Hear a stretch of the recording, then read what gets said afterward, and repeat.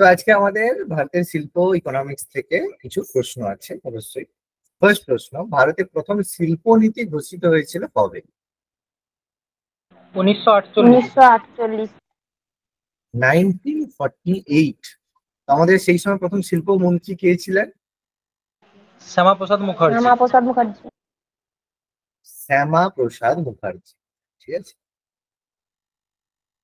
শ্যামাপ্রসাদ মুখার্জি তিনি ছিলেন ভারতের প্রথম শিল্পমন্ত্রী তিনি ছিলেন। পরবর্তীকালে তিনি বিজেপির ফাউন্ডেশনের অন্যতম ছিলেন, কিন্তু বিজেপির ফাউন্ডেশনের সঙ্গে যারা যারা যুক্ত ছিল প্রত্যেকেই একদম যাকে বলা হয় রহস্যজনক ভাবে প্রত্যেকের মৃত্যু হয়ে গেছে।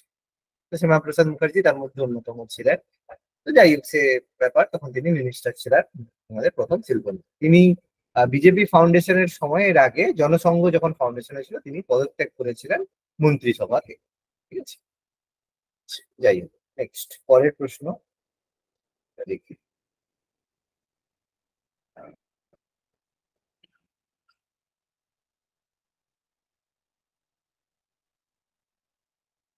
নেক্সট কোশ্চেন বলছে, ভারতের দ্বিতীয় শিল্পনীতি ঘোষণা হয়েছিল কত খ্রিস্টাব্দে?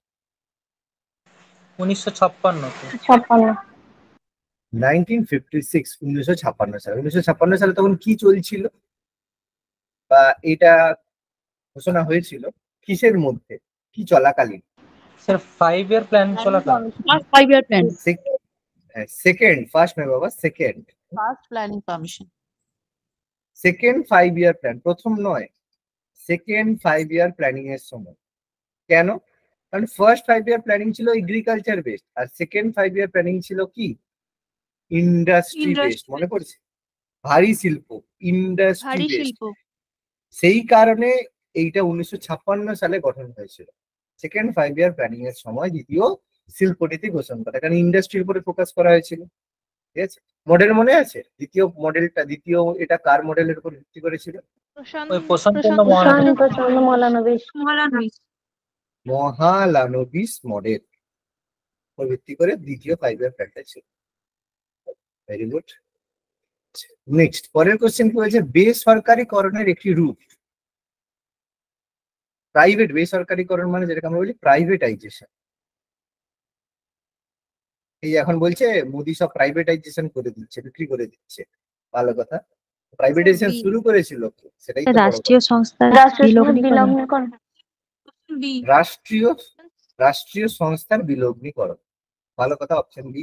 আচ্ছা, সবগুলো এক্স্যাক্টলি, সরকারি সম্পত্তি বিক্রয় প্রাইভেটাইজেশন, আর যৌথ উদ্যোগ গঠন যেটাকে হচ্ছে কোঅপারেটিভ সোসাইটি, ঠিক আছে। কোঅপারেটিভ, এখন দেখবে প্রচুর কোঅপারেটিভ গঠন হচ্ছে, সমবায় সমিতি, যৌথ উদ্যোগ, মানে কেন্দ্র সরকার রাজ্য সরকার একসাথে, রাজ্য সরকার লোকাল বডিজ একসাথে।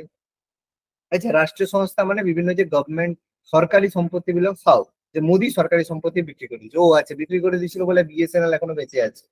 বিএসএনএল এতদিন থেকে ডুবে যাচ্ছে না কি হয়ে গেছে, যাই হোক সেটা আলাদা কথা। তো বেসরকারীকরণ বা প্রাইভেটাইজেশন রূপ হচ্ছে এর মধ্যে সবগুলোই। প্রাইভেটাইজেশন কথার মানে শুধুমাত্র রাষ্ট্রীয় সংস্থার বিলগ্নীকরণ নয়, সরকারি সম্পত্তি বিক্রয় তার মধ্যে অন্যতম। ওকে, গভর্নমেন্ট কি করে তার বিভিন্ন প্রপার্টি বিক্রি, মানে এখানে কি বলতো অনেক রকম ব্যাপার থাকে। বিক্রি মানে হচ্ছে দেখো পার্সোনাল প্রপার্টি নয় তো, এগুলো মানে ওই দিয়ে দেওয়া, ইন্ডাস্ট্রি করতে দেয়, ওইগুলো লিজে দেয়। লিজ দেওয়া, হ্যাঁ লিজ দেয়, বেসিক্যালি লিজে দেয় সেগুলোকেই আর কি। শেয়ার বিক্রি করে, যেসব সরকারি যে শেয়ার, গভর্নমেন্ট যে শেয়ার, সেগুলো হয়। আচ্ছা নেক্সট, এমআরটিপি পুরো নাম মনে আছে? Monopoly restrictive trade policy. MRTP কি আছে? MRTP monopoly restrictive trade policy. তাই এমআরটিপি দেখি তো পুরো নাম, মনোপলিস্টিক ট্রেড পলিসি, ঠিক আছে। এটা কবে, কোশ্চেনটা কবে হয়েছে? 1969। বাবা কে ছিল প্রাইম মিনিস্টার? ইন্দিরা গান্ধী। ইন্দিরা গান্ধীর সময় হচ্ছে এমআরটিপি, ইন্দিরা গান্ধী চালু করেছিলেন ইন্দিরা গান্ধী। তো এটা বেসিক্যালি কি ছিল, এমআরটিপির মাধ্যমে যে বিভিন্ন ট্রেডকে, ঠিক আছে, ট্রেডকে লাইসেন্স দেওয়া। তো এই এমআরটিপি অ্যাক্টের মাধ্যমে কি হয়েছিল, আমাদের বেসিক্যালি ব্যাংক ন্যাশনালাইজেশন করা হয়েছিল। ব্যাংক জাতীয়করণ যে হয়েছিল, ব্যাংক ন্যাশনালাইজেশন এর মাধ্যমে কিন্তু হয়েছিল, ঠিক আছে। তো তার ভিত্তিতে পরবর্তীকালে একটা কেস হয়েছিল, মনে পড়ে, ব্যাংক ন্যাশনালাইজেশনের এগেনস্টে কেস হয়েছিল, D Cooper case. DB Cooper case, ঠিক আছে, এটা মনে রাখবে, খুব ইম্পর্টেন্ট কেস। তো মনে করি ডিবি কুপার কেসে কিন্তু ইন্দিরা গান্ধী হেরে গেছিল, ফলে ব্যাংক ন্যাশনালাইজেশন কিন্তু কোর্ট সিজ করার, মানে বন্ধ করার অর্ডার দিয়েছিল, ঠিক আছে, কিন্তু তারপরে আবার সংবিধানকে তো অ্যামেন্ড করে এটাকে উড়িয়ে দিয়েছে, ঠিক আছে। তো যাই হোক, ইন্দিরা গান্ধী এটা খুব ভালো করে নাকি, সে নাকি ডেমোক্রেসির, আর হচ্ছে বাকিটা নাকি ডিকটেটর। আচ্ছা, ভালো কথা, সুন্দর কথা। বিআইএফআর এর পুরো নাম? Sir board of industrial and finance reconstruction. Board of industrial and financial reconstruction. Board of industrial and financial reconstruction, বিআইএফআর।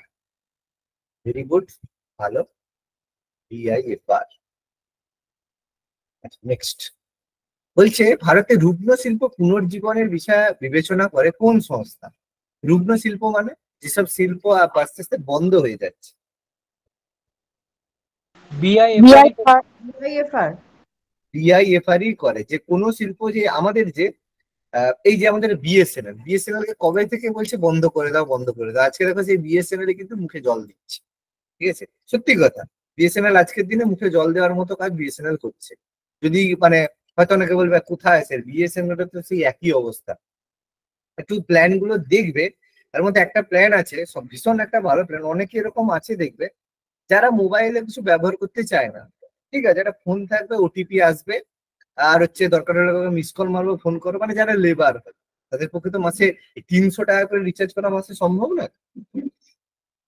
তাদের জন্য বিএসএনএল একটা রিচার্জ প্ল্যান আছে 91 টাকা। 91 টাকায় 2 মাস, বলতে পারো 91 টাকা, 91 রুপিসে 2 মাস এদের ইনকামিং প্ল্যান হবে। স্যার ভালো, মানে টাওয়ার হ্যাঁ। নেটওয়ার্ক একটু ভালো হলেই ভালো হয়। এবার তুমি তখন মানে তুমি যদি বলো না আমার হাই স্পিড 5G ইন্টারনেট চাই, সেটা এখন বিএসএনএল প্রোভাইড করতে পারবে না, তাদের ইনফ্রাস্ট্রাকচার এই মুহূর্তে নেই। টাওয়ারই নেই বিএসএনএল। ব্যাপারটা এরকম, দেখো এই মুহূর্তে তাদের কাছে ইনফ্রাস্ট্রাকচার নেই, কিন্তু বাবা তুমি ফোন করো, কথা বলো, তার জন্য সে না। এবার তুমি দেখো, তুমি যদি এখন পেট থেকে পড়েই বলো আমাকে সবকিছু সুবিধা দিতে হবে, তা বললে তো হবে না। এতদিন সরকার নজর দেয়নি, আজকে হঠাৎ করে নজর দিচ্ছে। তুমি আজকে যদি তার কাছে সব ডিমান্ড করো, জিওর সাথে কম্পেয়ার করো, তা বললে হবে? জিওর পয়সা দাও, ঠিক আছে। তো যাই, যথেষ্ট, এটা আজকের দিনে আবার বিএসএনএল উঠে আসছে, এটা খুব ভালো কথা, ঠিক আছে। এগুলো রুগ্ন শিল্প বিএসএনএল এর উদাহরণের মধ্যে পড়ে। ফেমা কথাটার পুরো নাম? Foreign exchange management. Foreign exchange management act. ফেরা এর আগে হচ্ছে, পরে এটাকে ফেমাকে ফেরা ছিল, ফেমা করা হয়েছে। ফেমা রেগুলেশন ছিল, সেটাকে ম্যানেজমেন্ট অ্যাক্ট করা হয়েছে।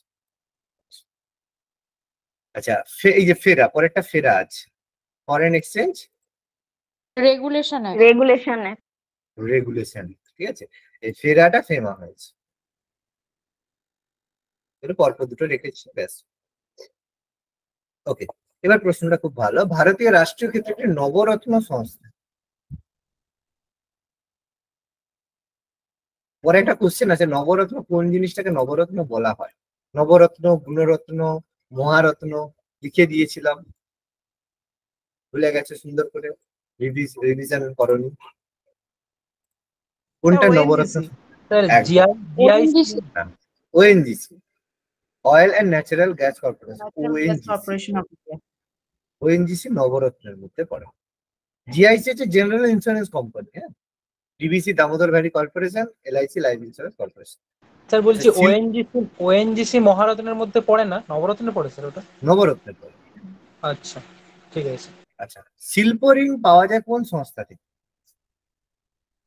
শিল্প ঋণ, ইন্ডাস্ট্রিয়াল ঋণ কে দেয়?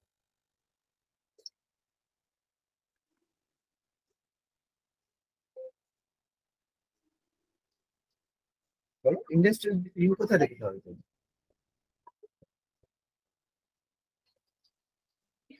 এআইডিবিআই। এআইডিবিআই। বাকিরা কি বলছো? স্যার সবগুলাই হতে পারে। সবগুলোই হবে মনে হচ্ছে। এই এফসিটা একদম কি ঠিক। স্যার, তাহলে সবগুলোই এফ হচ্ছে। হচ্ছে ফাইন্যান্সিয়াল কর্পোরেশন, আর ওই ছোট এসটা? ওটা তো এফসি হচ্ছে ফাইন্যান্সিয়াল কর্পোরেশন। এস মানে অনেকগুলো, মানে বহু বচনে ব্যবহার করি না, ফাইন্যান্সিয়াল ও কর্পোরেশন আচ্ছা আচ্ছা। সেই সেন্সে ব্যবহার করা হচ্ছে। হ্যাঁ, এফসিস ওই জন্য ছোট ভাবে লেখা। স্যার আইএফসিআই এর পুরো নামটা কি? আইএফসি এর পুরো নাম কি ছিল? তো ইন্ডাস্ট্রিয়াল ফাইন্যান্সিয়াল কর্পোরেশন। এই যে আইএফসিআই, এই যে industrial financial corporation of India. আচ্ছা industrial financial corporation of India. ঠিক আছে, দেখতে পেয়েছো? পাশে দেখো রয়ে গেছে। এটা খুব সুন্দর ব্যাপার, সার্চ করলে চলে আসবে। আচ্ছা, নেক্সট। 1956 সালে শিল্পনীতিতে রেল পরিবহন শিল্পটা কোন ক্ষেত্রের অধীনে ছিল? রেল সরকারি। সরকারি। আজকের দিনে হ্যাঁ, সরকারি। না বেসরকারি হয়ে গেছে, তো রেলকে বিক্রি করে দিচ্ছে। যৌথ, এখন যৌথ সরকারি হয়ে তো গেছে। হয়নি স্যার। মানে এখনো শেয়ারে চলে গেছে তো। যৌথ। না, আপনি যৌথ বলেছেন নয়, এখনো ব্যাপারটা সরকারি আছে। রেলওয়ে এখনো সরকারি আছে। তাহলে রেলের বেসরকারিকরণ বা বিলগ্নীকরণ কি হয়েছে? হয়েছে স্টেশন গুলো, স্টেশন ম্যানেজমেন্ট। ঠিক আছে, বাকি কোনো কিছুই বিলগ্নীকরণ নেই, অনলি স্টেশনের করার ক্ষেত্রে কি হয়েছে? বা ট্রেনের মধ্যে সার্ভিসেস, ট্রেনের যে সার্ভিসেস, এই যে যারা হচ্ছে এই যে হ্যাঁ। প্যান্ট্রি কার, এইসব জিনিসগুলো তোমার সরকারি আওতার বাইরে গেছে। ফলে এখন দেখো সার্ভিস কিন্তু ভালো পাচ্ছে। দেখবে তুমি যদি ট্রেনে যাতায়াত করো, দেখবে আগে দেখবে নোংরা। তুমি যদি ব্যাঙ্গালোর থেকে আসো, দেখবে সেই ব্যাঙ্গালোরে যখন উঠবে খুব সুন্দর, ব্যাঙ্গালোরে যখন নামবে তখন দেখবে সে একদম কি বলবো কি অবস্থা হয়ে যাবে, চিন্তার বাইরে। এখন দেখবে কিছুক্ষণ ছাড়া ছাড়া এসে মুছে দিয়ে যায়। যাই তো না দেয়নি? তুই যা আশা হ্যাঁ করছো, স্যার দিয়ে দেন। হ্যাঁ স্যার যে যাওয়া আশা করছো, যে যাওয়া আশা করছো সে ঠিক জানে।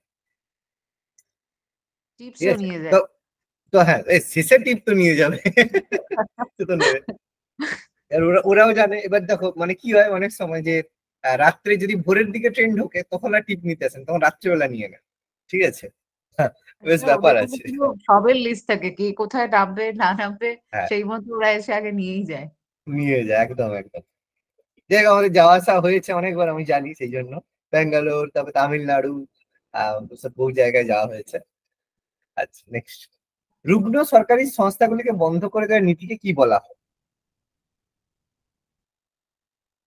বহির্গমন, পরিবহন। Exit policy. বহির্গমন। হ্যাঁ, অ্যাকচুয়ালি ভেরি গুড, ইংলিশটা মনে রেখেছো, খুব ভালো, ভেরি গুড।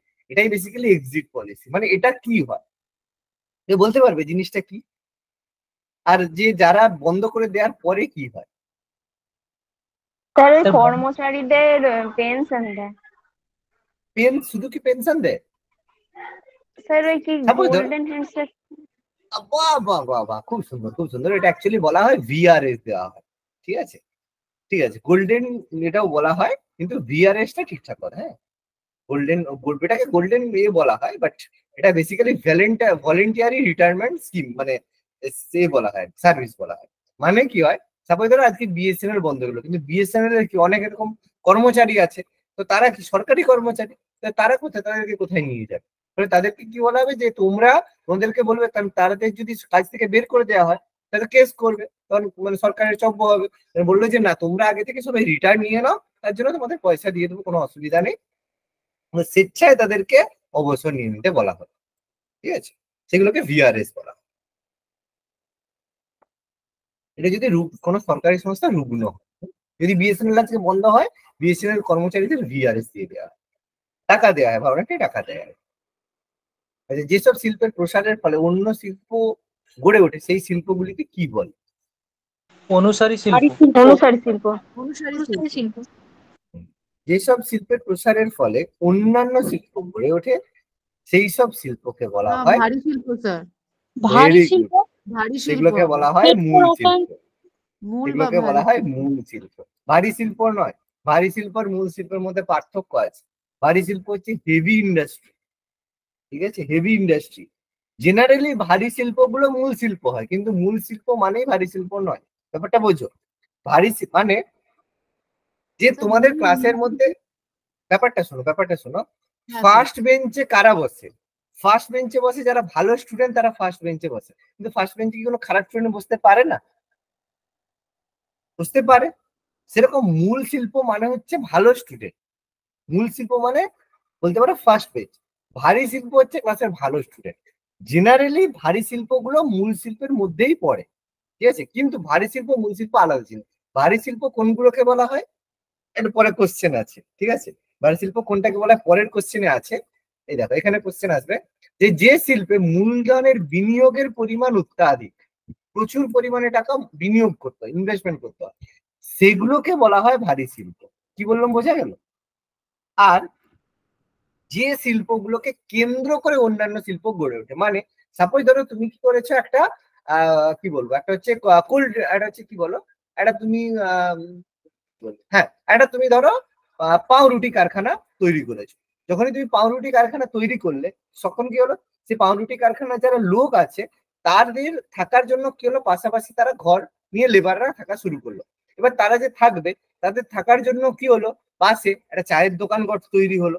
এবার চা শুধু খেলে হবে না, একটা হচ্ছে চপ দোকান তৈরি হলো।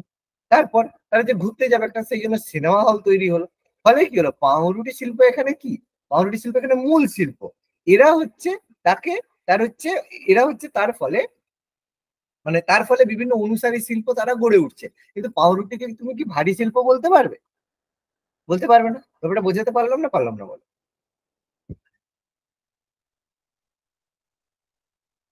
হ্যাঁ স্যার। পার্থক্য বুঝতে পেরেছো? এবার যদি পাউরুটি কারখানায় তোমাকে হিউজ ইনভেস্ট করতে হয় তখন তুমি সেটাকে ভারী শিল্প বলতে পারো। That's okay. স্যার বলো বলছি বলো বলো। তাহলে তাহলে পাউরুটি কারখানাটা মূল শিল্প হলো, আর ওই চায়ের দোকান আর চপের ওইগুলো তাহলে অনুসারী শিল্প, তাই তো? ওগুলো অনুসারী শিল্প হলো, ওইগুলো অনুসারী শিল্প। কারণ দেখবে চা দোকানকে কেন্দ্র করে কি, মানে এই যে চা দোকানকে কেন্দ্র করে কিন্তু কোনো অন্যান্য শিল্প গড়ে ওঠে না। কোনো শিল্পকে কেন্দ্র করে চা দোকান গড়ে ওঠে। এটাই কোনো দেখেছো যে একটা জায়গায় চা দোকান আছে, সেই চা দোকানের জন্য পাশাপাশি লোক থাকতে শুরু করছে? সেটা কি হয় কখনো? না না। পাশে একটা কলেজ হলে দেখবে কলেজকে কেন্দ্র করে লোক থাকতে শুরু করে। মানে মিল চা হলো, বাগান মানে হলে মিল। থাকবে। হ্যাঁ চা বাগান হলে থাকবে, কারণ চা বাগানে প্রচুর মানে লোকেরা লাগে, কিন্তু চা বাগান তো বাবা কোনো শিল্পের মধ্যে পড়ে না, এগ্রিকালচারাল ল্যান্ডের মধ্যে পড়ে। ওকে, বিনিয়োগের পরিমাণটা বলে দিলাম। আচ্ছা, ভারতবর্ষে সবচেয়ে বেশি সংখ্যায় শ্রমিক নিযুক্ত আছে কোন শিল্পে? বস্ত্র শিল্পে স্যার। বস্ত্র শিল্প। শিল্পে? বস্ত্রশিল্প। ঠিক বলছো না ভুল বললাম? পেট্রো রসায়ন শিল্প। লৌহ ইস্পাত। Very good. কি হবে অ্যান্সার? বস্ত্র শিল্প হবে। একদম ঠিক শিল্প। বলেছো, একদম ঠিক বলেছো। কনফিউজ হলে কেন? সব থেকে বেশি লোক রয়েছে আমাদের টেক্সটাইল ইন্ডাস্ট্রিতে। আমি সুন্দর করে বারবার বলেছি যে টেক্সটাইল ইন্ডাস্ট্রি, যেটা আমাদের বস্ত্র বয়ন শিল্প, তাতে সবচেয়ে বেশি শ্রমিক নিযুক্ত আছে টেক্সটাইল ইন্ডাস্ট্রিতে। আর পরের কোশ্চেনে আছে বস্ত্র শিল্পের পরে দ্বিতীয় গুরুত্বপূর্ণ শিল্প কি? এটা হচ্ছে আমাদের পাট শিল্প। না এটা বাবা, শিল্প। লৌহ লৌহ ইস্পাত শিল্প। শিল্প। ঠিক লৌহ আছে, এই দুটো শিল্প পর পর, ফার্স্ট টেক্সটাইল ইন্ডাস্ট্রি, তারপর আমাদের লৌহ ইস্পাত শিল্প।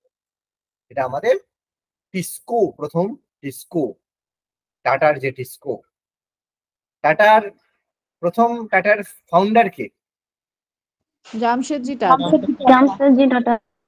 তারপরে জামশেদজি টাটার পরে রতন টাটা। তার মাঝখানে জামশেদজি টাটা কবে মরেছে? 1906। রতন টাটা তখন থেকে বেঁচে আছে পাগল। তার মাঝখানে আর জানো না? তার মাঝখানে ছিল দোরাবজি টাটা। আজকে টাটা এত বড় হওয়ার কারণ জামশেদজি টাটাও নয়, রতন টাটাও নয়, তার কারণ হচ্ছে দোরাবজি টাটা। নাম হতে শুনছো কত। তারপরে হচ্ছে জেআরডি টাটা। জেআরডি টাটা মনে আছে? প্রথম আমাদের ফ্লাইট ছিল জেআরডি টাটা, কারণ আজকে টাটার যে এয়ারলাইন্স, এয়ার ইন্ডিয়া, হ্যাঁ, উনি জেআরডি পাইলট টাটা ছিল। ছিলেন। হ্যাঁ প্রথম পাইলট ছিল, প্রথম ভারতের pilot পাইলট ছিল। যিনি প্লেন উড়িয়েছিলেন। ঠিক আছে, জেআরডি টাটা। তারপর হচ্ছে রতন টাটা। রতন টাটা অনেক পরে এসছে বাবা। ঠিক আছে, তো রতন টাটা 1980 সময় থেকে আছে, তাও বহুদিন তবু হয়ে গেল। ঠিক আছে, তো টাটা প্রত্যেকেই মানে কি বলবো বেস্ট। ভালো লোকের। দোরাবজি, আজকের দিনে টাটা এত নাম বা এত এক্সপ্যান্ড করার পেছনে কারণ ছিল দোরাবজি টাটা। আর এটা মডার্নাইজেশন করেছিল জিআরডি টাটা। আর রতন টাটা জিনিসটাকে আরো ভিজুয়ালাইজ করেছে, মানে জিনিসটাকে ধরে রেখেছে। অ্যাকচুয়াল ফাউন্ডেশনের মানে যদি আমরা কম্পেয়ার করি আজকের দিনে, তোমরা সব থেকে ভালো বুঝতে পারবে কোন কম্পারিজন জানো? জামশেদজি টাটাকে বলবে কপিল দেব। কপিল দেব প্রথম একটা যে খেলা যাকে বলে যে ইন্ডিয়াও যে খেলতে পারে সেটা কপিল দেব শিখিয়েছিল। তারপর তার উপরে মানুষকে যে জেতার অভ্যাস, মানে এটা করেছে সৌরভ গাঙ্গুলি ক্রিকেটের ক্ষেত্রে, সেটা দোরাবজি টাটা। তারপর সেটাকে একদম মানে মডার্নাইজেশন করা, সেটা হচ্ছে MS ধোনি, এটা করেছে। আর তারপরে এখন প্রেজেন্টলি যে আসবে, তোমরা বিরাট কোহলি বলতে পারো, বিরাট কোহলি বা আমরা রোহিত শর্মাই বলতে পারি, সেটা আমাদের Ratan Tata. As a compare যদি করতে থাকো বলতে পারবো, কারণ জামশেদজি টাটা হিউজ স্ট্রাগল করেছে, এটা কপিল দেব করেছে, ঠিক আছে। আর দোরাবজি টাটা প্রথম ফিল করেছিল যে না, শুধু ওই ব্যবসা নয়, ব্যবসা বাড়াতে হবে, মডার্নাইজেশন জিআরডি টাটা। যদি সম্ভব হয়, যদি আমি বলবে, আমি একটা ভিডিও দিয়ে দেবো, সেখানে খুব ভালো করে জিনিসগুলো দেখতে পারবে, যে কিভাবে কি হলো, কবে কি হলো, সেগুলো বুঝতে পারবে। যাই হোক, পরের কথা, ভারতবর্ষে কোন শিল্প প্রথম চালু হয়েছিল? পাট শিল্প। না, প্রথম শিল্প ভারতবর্ষে চালু হয়েছিল চা শিল্প। চা, ঠিক আছে, চা শিল্প করতে, পাট শিল্পের আগে চা শিল্প করে, চায়ের মাধ্যমে ব্রিটিশরা চালু করেছিল চা শিল্প, ঠিক আছে। ব্যবসায়িক লেনদেনের ক্ষেত্রে সর্ববৃহৎ সংস্থা কোনটা? BPCL, IOCL, সেল না ONGC? স্যার সেল না ONGC? সেল না হলে ONGC। সেল না হলে ONGC। সেলস অ্যান্সার হচ্ছে IOCL। যেটা নয় ভাবছো, ট্রানজেকশন, ব্যবসায়িক লেনদেন, সবচেয়ে বেশি transaction IOCL, Indian oil corporation, IOCL, ঠিক আছে। স্যার তাহলে IOCL টা মহারত্ন? হ্যাঁ অবশ্যই। বাট এগুলো দেখো, এগুলো কি বলতো, ক্যাটাগরাইজ করা। হ্যাঁ, কি বলো? পিসিও তো তার মহা হুম, ONGC নবরত্ন হলো। না এগুলো তোমাদের নবরত্ন মহারত্ন হচ্ছে লিখিয়েছিলাম, বলেছিলাম। হ্যাঁ স্যার, লিস্ট দিয়েছিলাম, ওখানে ONGC মহারত্নই ছিল। আচ্ছা, এবার কি বলতো, এটা বিভিন্ন, এখন আমাদের হচ্ছে ONGC টা দেখো, IOCL টা আমাদের মহারত্নে পড়ে, ঠিক আছে। IOCL মহারত্নে পড়ে, ONGC ও মহারত্নে পড়ে, ঠিক আছে। আর হচ্ছে আমাদের সেল, হচ্ছে মহারত্নে পড়ে। সেল প্রেজেন্টলি, সেল, হ্যাঁ সেলও মহারত্নে পড়ে, ঠিক আছে। আর বিপিসিএল ও মহারত্নে পড়ে, সবগুলো মহারত্নেই পড়ে, তাহলে সবই মহারত্ন ক্যাটাগরি, সবই মহারত্ন।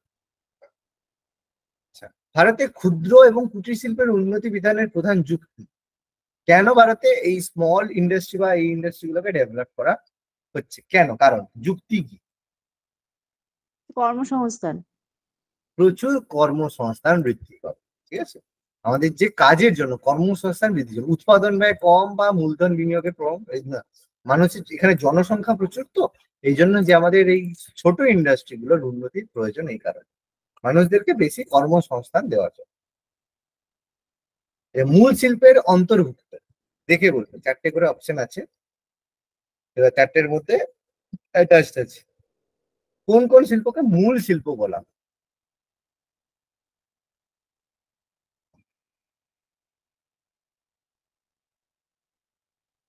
স্যার অপশন বি, কয়লা, ABC, আর শক্তি আর শক্তি। পেট্রোলিয়াম। কয়লা, Option শক্তি, D। পেট্রোলিয়াম, কয়লা, শক্তি, আর শক্তি। ঠিক আছে। অবশ্যই শক্তি মানে আমাদের যে বিভিন্ন যে ওই যে মানে যে পাওয়ার যে কোনো প্ল্যান্ট, রকমের এনার্জি, নিউক্লিয়ার তাই প্ল্যান্ট, তো? একদম যে কোনো Energy। এনার্জি, যেগুলো অবশ্যই ABC 3জন, সাবান আর ডিটারজেন্টকে কোনো মূল শিল্প কনসিডার করা হয় না, ঠিক আছে। নেক্সট, ক্ষুদ্রায়তন শিল্পের বৈশিষ্ট্য নয়, কোনটা ক্ষুদ্র শিল্পের বৈশিষ্ট্য নয়? নয় বলছে, ঠিক আছে, হয় নয়, নয়।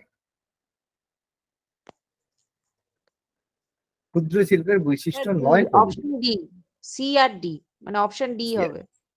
তাহলে ক্ষুদ্র শিল্পের বৈশিষ্ট্য নয়, ক্ষুদ্র শিল্পের মধ্যে উচ্চ দক্ষ শ্রমিকের দরকার হয় না, আর দক্ষ বাজারিকরণ পদ্ধতির প্রয়োজন হয় না, ঠিক আছে। এই দুটো জিনিস আমাদের এর বৈশিষ্ট্য নয়, সি আর ডি, ক্ষুদ্র শিল্পের এগুলো বৈশিষ্ট্য নয়। তো ক্ষুদ্র শিল্পে অবশ্যই বৃহৎ কর্মসংস্থানের সম্ভাবনা আছে, আর বৃহৎ দুটোই রপ্তানির সম্ভাবনা আছে, এই দুটো অবশ্যই মানে প্রথম ইম্পর্টেন্ট ফিচার্স ক্ষুদ্র শিল্প। আচ্ছা, সূর্যোদয় শিল্প কোনগুলো কে বলা হয় সূর্যোদয় শিল্প?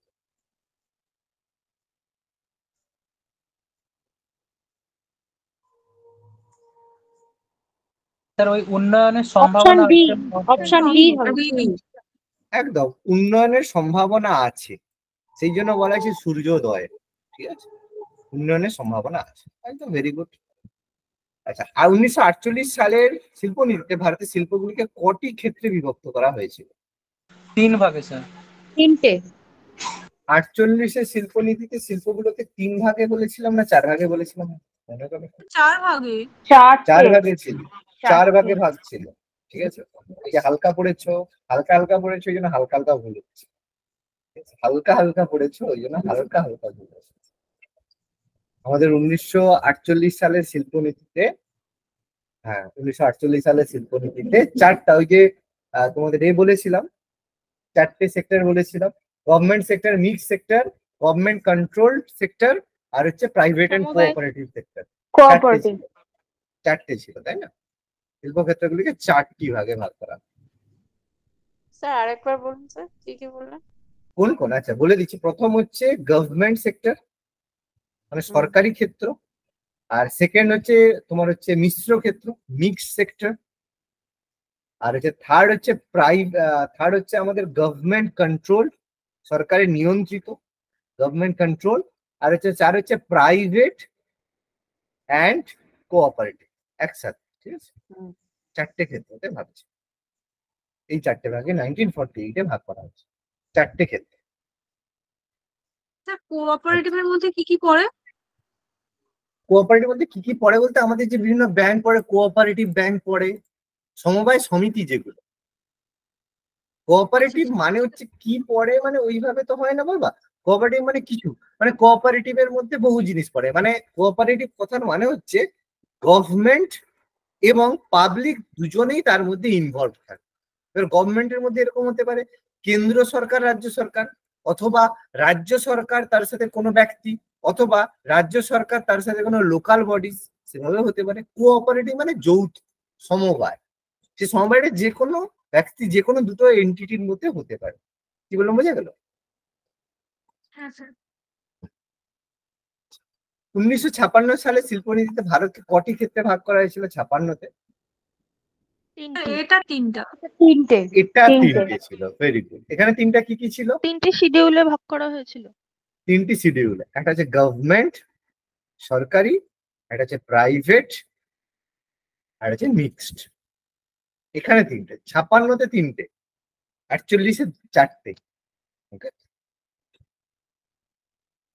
আচ্ছা। ভারত সরকারের ক্ষেত্রে বিভাগীয় উদ্যোগের উদাহরণ।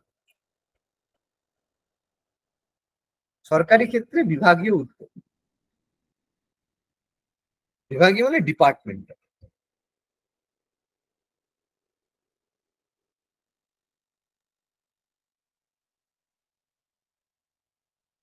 Sir sir DVC. ভারতীয় রেলওয়ে। রেলওয়ে। আছে Indian railway, very good, Indian railway. Indian rail হচ্ছে বিভাগীয় ক্ষেত্রের উদাহরণ। দেখবে রেলের আলাদা করে বাজেট হয়, এই কারণে। যেমন আমাদের অর্থ বাজেট হয়, রেলের আলাদা বাজেট, এটা বিভাগীয় উদ্যোগ, ডিপার্টমেন্টাল এটাকে বলা। আচ্ছা, সরকারি উদ্যোগ গ্রহণের মূল উদ্দেশ্য কি? জনকল্যাণ ও অর্থনৈতিক কাঠামো জনকল্যাণ ও অর্থনৈতিক কাঠামো সুদৃঢ় করা। জনকল্যাণ এবং অর্থনৈতিক কাঠামোকে সুদৃঢ় করা, যাতে জনগণের কল্যাণ হয় এবং অর্থনীতি দৃঢ়ভাবে কাজ করে, সুদৃঢ় অর্থনীতি। মানে এই যে লোকের বিদায় সামনে নীতি, প্রথম পয়েন্টটা প্রযোজ্য, কিন্তু আসলে পরের দুটো মনে হয় প্রযোজ্য। সেটা তো 100 বার, সেটা তো সোজা কথা গো। মানে এই দেখো, মানে আমি বলতে বাধ্য হচ্ছি, মানে আমি কি বলবো, যে মানে এই যে এত জঘন্য একটা কাজ হলো, কোর্টে কেস হচ্ছে, মমতা ব্যানার্জি মানে কপিল সিব্বল থেকে সবচেয়ে বড় টপ লয়ারদের দিয়েছে এর এগেনস্টে। মানে সেইটা তাদের জন্য হচ্ছে, মানে প্রত্যেক দিন বলতে গেলে 1 কোটি টাকার উপরে তাদের হচ্ছে শুধু মানে ফিজ হবে। তো কাদের টাকা? আমাদের টাকা, ট্যাক্সের টাকা। মানে কি অবস্থা! এর পরেও যদি কেউ তৃণমূলকে এই ভোট দেয়, উকিল প্রসাদ দাঁড়ায়ও তো বলুন সরকার পক্ষ হয়ে, টাকা পায় বলে মনে হয়। ওটাই তো ওর ইনকাম, ওদের ব্যাপার ইনকামটাই হচ্ছে ওখান থেকে পায় ওরা। ব্যাপারটা না টাকা পাওয়ার ব্যাপারটা নয় গো, টাকা পাওয়ার ব্যাপারটা নয় গো। কি জানো তো, এই যে কপিল সিব্বল, কপিল সিব্বল হচ্ছে ইন্ডিয়ার হচ্ছে সবচেয়ে টপ লয়ার যাকে বলে, কংগ্রেস করে, ঠিক আছে, কিন্তু সে লয়ার। হ্যাঁ, তো সে হঠাৎ করে সবসময় যখন রেপিস্ট হয় তাদের জন্যই সে দাঁড়, কেন জানি না, ঠিক আছে, জিতেও যায়, কি ল বোঝে, যাই হোক। শুধু তো সেটা নয়, সব রকম যে কটা ঘটনা আছে সবকিছু 2G স্পেকট্রাম থেকে শুরু করে যা কিছু মানে যেগুলো নেগেটিভ ইম্প্যাক্ট করতে পারে সবগুলোতেই উনি দাঁড়িয়েছেন এবং খড়ে হয়ে দাঁড়িয়েছেন। মানে এরকম আর কি বলা যায়, যাই হোক, মানে ভীষণ ভীষণ জঘন্য লাগলো আজকে। তাহলে স্কুলের ডেপুটেশন দেখেছো তো পশ্চিম মেদিনীপুরে? হ্যাঁ কি দেখেছি বলে? দেখেছি এসআই মানে থেকে দেখেছি যে স্টুডেন্টরা যেন কোনো রকম কোনো ইয়েতে না জড়ায়। কি অবস্থা, মানে কতটা নিজের ইনভলভমেন্টটাকে প্রুভ করে যাচ্ছে, দেখো কি বলবো আর, নিজের মানে ইনভলভমেন্ট কতটা সব বেশি। দিক দিয়ে আর কি চুপ করাতে চাইছে, মানে কোনো রকম ভাবে ইয়ে করাতে দিচ্ছেন। কিন্তু এবারে হচ্ছে ব্যাপারটা চুপ তো থাকবে না, কারণ মানে মেয়েরা এতটাই এগেন্সটে এবার চলে যত গেছে। স্যার এরকম করবে আরো বাড়বে, এটা মানে বোঝা উচিত, যত এইসব করতে হবে তত জিনিসটা বাড়বে। আচ্ছা চলো, বিদায় নীতি বলতে কোনটাকে বলা হচ্ছে? এক্সিট পলিসি, ওই রুগ্ন শিল্পগুলোকে বন্ধ করে দিল। শিল্পকে বন্ধ। রুগ্ন শিল্পগুলিকে বন্ধ করে দেওয়া। Very good.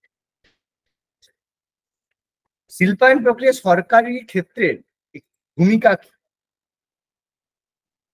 সবকটি সবকটি সবকটা, এখানে সবকটা, কারণ সরকার এই সব কাজই করতে হবে, সরকারকে মূলধন গঠন করতে হবে ইনভেস্টমেন্টের জন্য, বৈদেশিক মুদ্রা অর্জন করতে হবে ট্রেড করার জন্য, আঞ্চলিক বৈষম্য দূরীকরণ করতে হবে প্রপার টোটাল ডেভেলপমেন্টের জন্য। কারণ গ্রামে শুধু ডেভেলপমেন্ট হবে, শহরে হবে না, সরকারের ক্ষতি, প্রপার ডেভেলপমেন্ট হবে।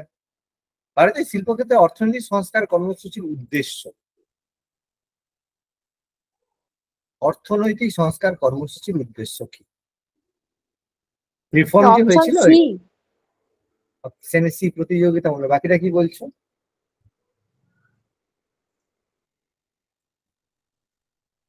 Option B. না, কি দেখো হবে? বাবা, সি ঠিকই বলেছো, বিলুপ্ত অসুবিধা তো কিছু কেউ নেই। করতে চাইবে না কি কোনো ক্ষেত্রে। বাবা, বেসরকারি ক্ষেত্রে বিলুপ্ত করলে কোনোদিন চলবে? এই যে আমি তোমাদের একটা জাস্ট কথা জিজ্ঞেস করি, তোমরা জানো, বাট এই যে প্রত্যেকে বলো যে কি কি সিকিউর না, গভর্নমেন্ট জব সিকিউর। কেন বাবা গভর্নমেন্ট জব সিকিউর? গভর্নমেন্ট কখনো স্যালারি বন্ধ করবে না, গভর্নমেন্টের স্যালারি তুমি সব সময় পাবে। ও তাই? আচ্ছা আচ্ছা, গভর্নমেন্ট কোথা থেকে টাকা পায়? গভর্নমেন্টের মেন সোর্স অফ ইনকাম হচ্ছে ট্যাক্স। ট্যাক্স কাদের কাছ থেকে নেয়? বিজনেসম্যানদের কাছ থেকে টাকা নেয়। জনগণের কাছ থেকে ক টাকা নেয়? সে ইনডাইরেক্ট ক টাকা, অ্যাকচুয়াল ট্যাক্স নেয় তো বিজনেসম্যানদের কাছ থেকে। তো বিজনেসম্যানরা যদি ইন্ডিয়া ছেড়ে চলে যায় তাহলে তারা কি ট্যাক্স দেবে? তাহলে তারা যদি ট্যাক্স না দেয়, গভর্নমেন্ট কোথা থেকে তোমাকে স্যালারি দেবে গো? হ্যাঁ, পুরোপুরি গভর্নমেন্টেরও কোনোদিন হবে না, আর পুরোপুরি বেসরকারিও কোনোদিন সম্ভব নয় করা, ওই মাঝামাঝি একটা হবে। একদম। এই জন্য ব্যাপারটা যে কেউ যদি তোমাদের বোঝায় যে হচ্ছে গভর্নমেন্ট জব মানে গভর্নমেন্টের স্যালারি, গভর্নমেন্ট স্যালারি দেয়, আরে গভর্নমেন্ট কোথা থেকে যাবে? আজকে যদি ইন্ডাস্ট্রি বিজনেসম্যানরা যদি বলে আমরা ইন্ডিয়াতে কোনো বিজনেস করবো না, সব বিজনেসম্যানরা যদি ইন্ডিয়া ছেড়ে চলে যায়, গভর্নমেন্ট কোথা থেকে স্যালারি দেয় দেখি? কোথা থেকে স্যালারি দেবে? গভর্নমেন্ট কিছু প্রোডাক্টিভিটি করে, কিছু তৈরি করে, কিছু করে গভর্নমেন্ট? শুধু বিজনেসম্যানদের টাকা নিয়ে তোমাদের হচ্ছে দিচ্ছে, মানে স্যালারি যাতে তাদের দিচ্ছে। এর বাইরে গভর্নমেন্ট কি করছে? মানে নির্মলা সীতারামনকে কিছুদিন আগে যাই কিছু বলেছিল, যাই হোক সে হেসে ব্যাপারটাকে এই করে দিল, এই বাজেট প্রেসের একটু আগে যে একটা বেশ ভালো স্টেটমেন্ট দিয়েছিল, তোমরা যদি লক্ষ্য করো দেখতে পাবে জিনিসগুলো। যাই হোক, এটা ব্যাপার। আচ্ছা, ভারতে ক্ষুদ্রায়তন শিল্পের সংজ্ঞা কিসের ভিত্তিতে বলবে যেটা ক্ষুদ্র শিল্প? বাজারের পরিধি। বাজারের পরিধি। কোনো জিনিসকে ক্ষুদ্রায়তন বলবো, ভিত্তি হচ্ছে বাজারের পরিধি নয়, তার হচ্ছে যন্ত্রপাতি এবং উপকরণের বিনিয়োগ। তুমি কত টাকা ইনভেস্ট করছো, ইনভেস্টমেন্টের উপর, ঠিক আছে? ইনভেস্টমেন্টের উপরে তাকে ক্ষুদ্র শিল্প বা ভারী শিল্প বলা হয়। বাজারের পরিধি নয়, বাজারে তো মার্কেটের ব্যাপার, ঠিক আছে? কারণ মার্কেট দেখো এমন ব্যাপার, কোন একটা ইন্ডাস্ট্রি, এমন অনেক ইন্ডাস্ট্রি আছে যে ইন্ডাস্ট্রির বাজার ভারতের বাইরে, ইন্ডিয়াতে তার নিয়ে নেই, কারণ অনেকে কি হয় ইন্টারনালিও হয়, ঠিক আছে? তো সেই ক্ষেত্রে ব্যাপার বাজারের পরিধির ভিত্তিতে আমরা ক্ষুদ্র শিল্প ভারী শিল্প বলবো না, কত টাকা ইনভেস্ট করছে, ইনভেস্টমেন্টের ভিত্তি। ওই যে ইনভেস্টমেন্টের ভিত্তিতে ভাগ করেছিলাম না, ক্ষুদ্র শিল্প, মাঝারি শিল্প। হ্যাঁ স্যার। রাষ্ট্রায়ত্ত ক্ষেত্রে বিলগ্নীকরণকে কি বলা হয়? বেসরকারি উদারীকরণ। বেসরকারি বেসরকারীকরণ, প্রাইভেটাইজেশন, একদম ঠিক। প্রাইভেটাইজেশন, বিলগ্নীকরণ মানে প্রাইভেটাইজেশন। শিল্পায়ন মানে ইন্ডাস্ট্রিয়ালাইজেশন। বিশ্বায়ন মানে হচ্ছে গ্লোবালাইজেশন। আর উদারীকরণ মানে লিবারাইজেশন। ওই যে এটা, এই তিনটা হচ্ছে এলপিজি, লিবারাইজেশন, প্রাইভেটাইজেশন, গ্লোবালাইজেশন, এটা তিনজন মিলে এলপিজি। 1991 এর ব্যাপার, এখান থেকে এলপিজি হয়েছে। এলপিজি আবার গ্যাস নয়। হ্যাঁ, কোন আইনের ভিত্তিতে বিআইএফআর গঠিত হয়েছিল? রুগ্ন শিল্প কোম্পানি আইন। রুগ্ন শিল্প। রুগ্ন শিল্প কোম্পানি আইনের ভিত্তিতে বিআইএফআর গঠিত হয়েছে। Very good. আচ্ছা, নবরত্ন কোম্পানি কোনটি? কোনটি নবরত্ন? HPCL। নবরত্ন কোম্পানির মধ্যে আমাদের হচ্ছে HPCL লিমিটেড হচ্ছে নবরত্ন। বাকিগুলো তো বুঝতেই পারছি। নবরত্নের মধ্যে আমাদের হচ্ছে আছে কি কি লিখেছিলাম, আমরা লিখে দিচ্ছি। BEL আছে, ভারত ইন্ডিয়া লিমিটেড। তারপর হচ্ছে কন্টেনার কর্পোরেশন CCIL আছে। তারপর আমাদের হচ্ছে হিন্দুস্তান অ্যারোনটিক্স লিমিটেড HAL আছে। তারপর হচ্ছে ইঞ্জিনিয়ার্স ইন্ডিয়া লিমিটেড EIL আছে, EIL আছে। তারপর আমাদের হচ্ছে বলুন স্যার। OIL আছে। হ্যাঁ, কি বলছো বলো? স্যার EIL টা আরেকবার বলুন। EIL হচ্ছে তোমার ইঞ্জিনিয়ার্স ইন্ডিয়া লিমিটেড, EIL। আচ্ছা। তারপরে MTNL আছে। 13টি রয়েছে তাই তো? MTNL আছে, 13টা রয়েছে। MTNL রয়েছে, এরকম আমাদের অনেকগুলো রয়েছে। তারপর হচ্ছে রুরাল RECL রয়েছে, গুগল করবে পেয়ে যাবে, কোনো অসুবিধা নেই। ন্যালকো রয়েছে, পেয়ে যাবে। নবরত্নের মধ্যে অনেক আছে। Oil Indian. হ্যাঁ, OIL, যে OIL বললাম, অয়েল ইন্ডিয়া লিমিটেড আছে, RINL আছে, অনেক রকম আছে। আচ্ছা, ভারতে উদার শিল্পনীতি গ্রহণ করা হয়েছিল কত সালে? 1991। 1991। 1991। Very good. আচ্ছা, ভারতে নিচের কোন ক্ষেত্র বিনিয়োগের পরিকাঠামো বিনিয়োগ বলে গণ্য করা হয় না? কোন ক্ষেত্র বিনিয়োগকে পরিকাঠামো বিনিয়োগ বলে গণ্য করা হয় না? ইনভেস্টমেন্টকে মানে পরিকাঠামো, ইনফ্রাস্ট্রাকচার ডেভেলপ মানে ইনভেস্টমেন্ট বলা হয়। কোন মোটর গাড়ি। মোটর গাড়ি। মোটর গাড়ি। Very good. মোটর গাড়ি কি কোনো ইনফ্রাস্ট্রাকচার ডেভেলপমেন্ট বলা যায় না। শক্তি ইনফ্রাস্ট্রাকচার, টেলিযোগাযোগ ইনফ্রাস্ট্রাকচার, রেল প্রকল্প, সড়ক প্রকল্প, that is called infrastructure. Building infrastructure, ঠিক আছে। রোড মানে সড়ক, রোডস হলো। রেল, অবশ্যই রেল দেওয়া আছে, ঠিক আছে। টেলিযোগাযোগ ইনফ্রাস্ট্রাকচার। আর এরপর আমরা যদি পোস্ট অফিস বলি, post office is called infrastructure. Bank ইনফ্রাস্ট্রাকচারের মধ্যে পড়ে, ঠিক আছে। এগুলো কিন্তু মোটর গাড়ি কোনো ইনফ্রাস্ট্রাকচার ডেভেলপমেন্টের মধ্যে না, এগুলো সার্ভিসের মধ্যে বেসিক্যালি পড়ে, এগুলো ইনফ্রাস্ট্রাকচারের মধ্যে পড়ে।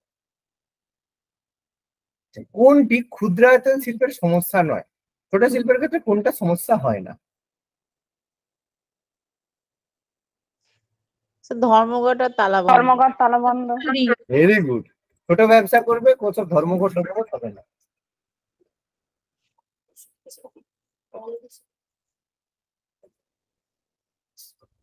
আচ্ছা, নতুন অর্থনৈতিক প্রধানমন্ত্রী কে ছিল? Narasimha Rao. PV Narasimha Rao. Very good. PV Narasimha Rao, 1991।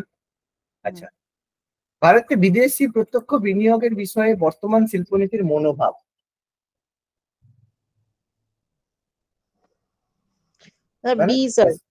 বিদেশি বিনিয়োগের অংশ।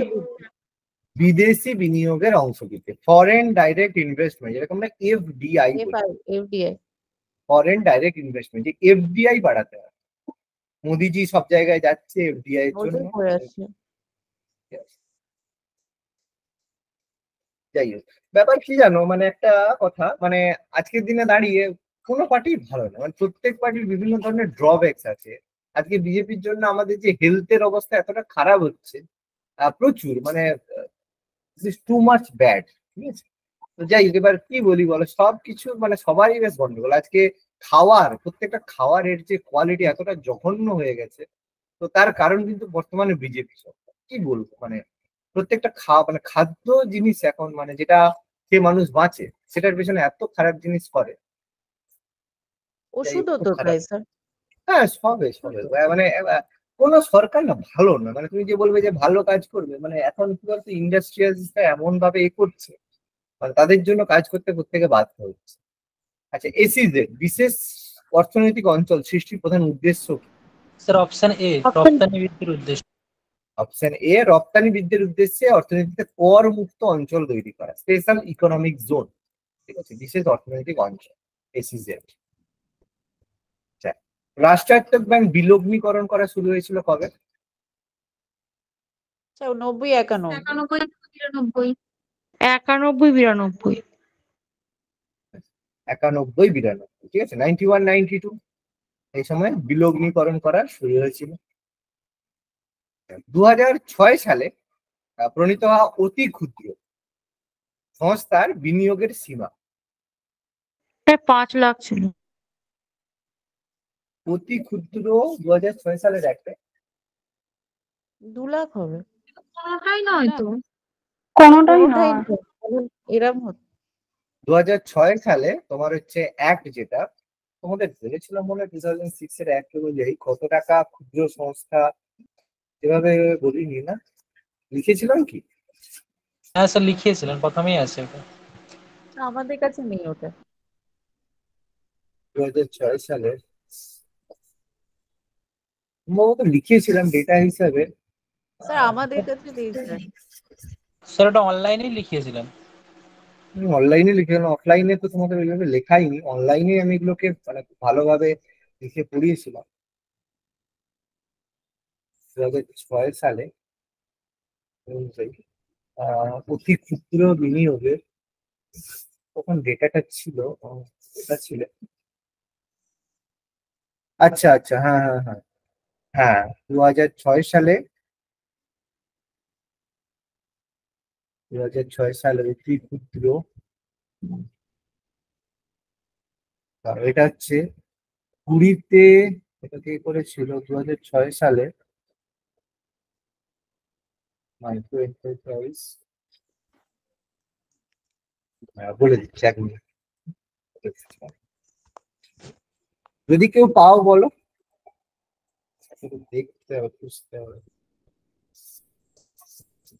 এটাকে 2020 সালে অতি ক্ষুদ্রটা 1 কোটি হয়েছিল, ঠিক আছে। 2020 সালে স্যার অতি ক্ষুদ্রতে 25 লাখ হয়েছিল।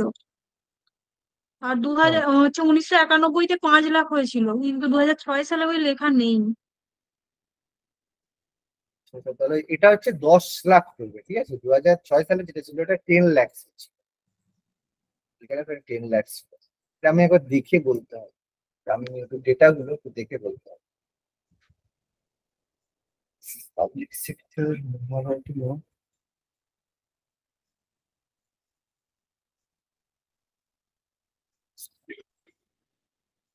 ঠিক আছে। নেক্সট পরের কোশ্চেন কি বলছে, নবরত্ন, এই যে খুব ভালো কোশ্চেন, নবরত্ন কিসের সাথে সম্পর্কিত?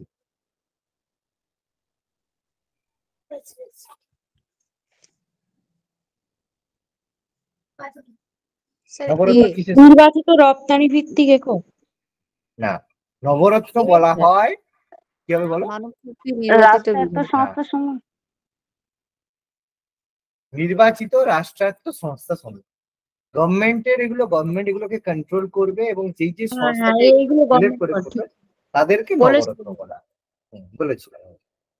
আচ্ছা, এসইজেড অ্যাক্ট, এটা এক্ষুনি বললাম, স্পেশাল ইকোনমিক জোন অ্যাক্ট কবে পাস হয়েছিল?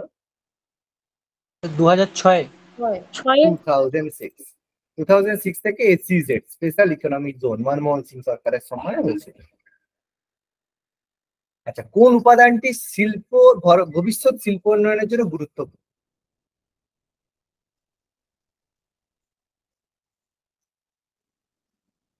পরিকাঠামোগত সুবিধা বৃদ্ধি, না হলে একদম। বিনিয়োগকারী। না, হ্যাঁ একদম ঠিক। ইনফ্রাস্ট্রাকচার খুব গুরুত্বপূর্ণ শিল্পের জন্য। আজকের ইন্ডিয়ার শিল্প উন্নয়ন হচ্ছে, তার কারণ হচ্ছে হিউজ ইনফ্রাস্ট্রাকচার। ঠিক আছে। একটা এয়ারপোর্ট হচ্ছে, দেখছো তো কত বড় একটা এয়ারপোর্ট হচ্ছে, জানো কোথায় হচ্ছে এয়ারপোর্ট? স্যার ওই জাভেরাতে, নয়ডা। যাবে নয়ডা। এটা বেসিক্যালি উত্তরপ্রদেশের লেফট সাইডে হচ্ছে, সব মানে রাইট সাইড বলতে পারো, মানে দিল্লির কাছাকাছি। দিল্লির থেকে দিল্লির চাপ খুব কমবে ওখানে, ঠিক আছে। তো যাই হোক, এটা আমাদের ইন্ডিয়ার সবচেয়ে বড় এয়ারপোর্ট। 1980-র দশকে নিচের কোন শিল্প সর্বোচ্চ বৃদ্ধি প্রদর্শন করেছে? কোন ইন্ডাস্ট্রিতে সবচেয়ে বেশি ডেভেলপমেন্ট হয়েছে? মূলধনী দ্রব্য শিল্প। একদম, যেগুলো মূলধনী দ্রব্য শিল্প আছে তার ডেভেলপমেন্ট সবচেয়ে বেশি হয়েছে। আচ্ছা, উদারীকরণ বলতে কি বলা হয়? স্যার মূলধনী দ্রব্য শিল্প একটু বলুন। মূলধনী মানে তোমার যে মূলধনী কোনগুলো দ্রব্য বলবো? মানে কোনগুলো? মূলধনী দ্রব্য শিল্প কোনগুলো বলো? কোনগুলোকে মূলধনী দ্রব্য শিল্প বলবো? যেগুলোতে প্রচুর পরিমাণে ইনভেস্টমেন্ট দরকার হয়, মূলধনের দরকার হয়। মানে তোমার যারা এই যে কি বলে লৌহ ইস্পাত শিল্প, ঠিক মানে আছে? ভারী তারপর শিল্প যেটা। ভারী শিল্প, বেসিক্যালি ভারী শিল্প, যে সব শিল্পে প্রচুর পরিমাণে মূলধনের প্রয়োজন, সেগুলোকে মূলধনী দ্রব্য শিল্প বলা হয়। অন্তর্বর্তী দ্রব্য মানে যেগুলো মানে ইন্টারমিডিয়েট গুডস, সেগুলোকে অন্তর্বর্তী দ্রব্য বলা হয়, ঠিক আছে। স্থায়ী ভোগ্য দ্রব্য মানে যেগুলো খায়, যে আলু পেঁয়াজ যেগুলো খায়। অস্থায়ী মানে যেগুলো টেম্পোরারি সময়ের জন্য আসে, সেগুলোকে বলা হয়। আচ্ছা, উদারীকরণ বলতে কোন জিনিসকে বলা হয়? উদারীকরণ বলতে স্যার বি আর সি, ডি হবে বি answer। আর সি। বি আর সি নয়, উদারীকরণ বলতে এ আর না, সি। এটা হবে তো, এ এ হবে। উদারীকরণ অপশন মানে বি। লাইসেন্স প্রথা দূরীকরণ, আর এমআরটিআর এর এনপিআর এর অপসারণ। সীমাবদ্ধতা অপসারণ, এ আর সি ঠিক হবে। আছে, এ আর সি। মানে অপশন সি। স্যার এমআরটিআর টা একবার বলুন না কি? এমআরটিআর কি ছিল বলো? মার্জিনাল কি ছিল এমআরটিআর? মনোপলিস এন্ড রেস্ট্রিকটিভ ট্রেড না, এটা এটা দাঁড়া, হ্যাঁ হ্যাঁ, মনোপলি। এমআরটিআর হচ্ছে এই যে একচেটিয়া বন্ধ করা হয়েছিল ওইটা, যার একদম ওইটাই একচেটিয়া হ্যাঁ, বন্ধ, ওটাই বলা হচ্ছে। মনোপলিস্টিক কি ছিল জানো? বলে রেস্ট্রিকটিভ ট্রেড প্র্যাকটিস কিছু। হ্যাঁ এমআরটিপি ছিল স্যার। হ্যাঁ, এমআরটিপি ছিল, আর এটা হচ্ছে বাদ দিয়ে আর কি। মনোপলিস্টিক এই ছিল, ভুলে গেছি। এমআরটিআর ছিল মনোপলিস্টিক, এমআরটিআর মনোপলিস্টিক কে ছিল? এমআরটিআর ফুল ফর্মটা কি ছিল ভুলে গেলাম। Monopolistic monopolistic and restrictive trade resolution আছে কি একটা ছিল। কি একটা ছিল। আচ্ছা, লাস্ট কোশ্চেন আজকে, যে ভারত সরকার নির্বাচিত রাষ্ট্রায়ত্ত সংস্থার শেয়ারগুলি বিক্রি শুরু হয়েছিল কত খ্রিস্টাব্দে?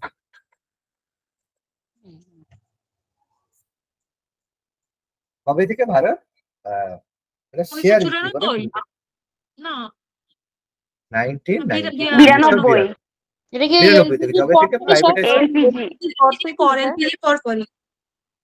তখন থেকেই আমাদের রাষ্ট্রায়ত্ত ব্যাংকের যে শেয়ার বিক্রি এগুলো শুরু হয়েছিল।